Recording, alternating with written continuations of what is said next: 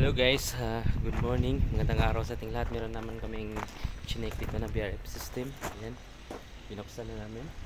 So ito yung kasama ko. Hi guys! Hi guys. Shout out! Shout out, this is engineer guys. It's No, back I am engineer. not engineer. So meron kaming chinek ngayon. So see, it's 50.1 means main system. Wala naman tong slave, master lang naman to. So 0.1, so means ito yung system na to. So it's 50 means may problema ito sa power supply. So ito ang i-check nyo guys, ito yung power. So kailangan may ma-test kayo dyan line to line, which is 380 to 400 volts.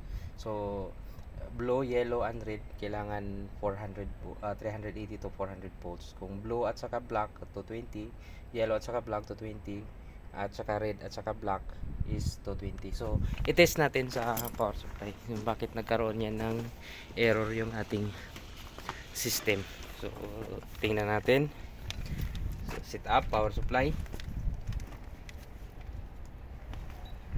Ayan, limit, test, yellow and red.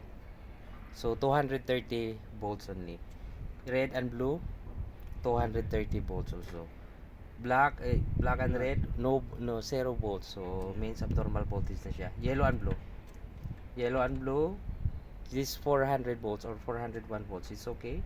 It's okay. So yellow is okay, yellow and blue and black is okay. Ang naging issue nito yung red, isang phase nagkakaroon ng issue. So kailangan ano natin sa power supply niya, i-troubleshoot. Dito naman sa isolation switch niya, so na-confirm namin na okay yung yellow at saka blue, okay siya, may voltage siya. Yung red na lang ang kulang, so means doon talaga sa pinaka main supply ang issue nito. So ganyan lang guys, mag-troubleshoot sa ating BRF system kung magkakaroon ng error na CH50. CH50 means sa power issue. So kung okay naman yung power naman siya, tapos sa same na CH50, kailangan natin i-check yung nasa loob meron diyang filter. So may filter dyan sa power supply. So dyan ang issue din sa CH50.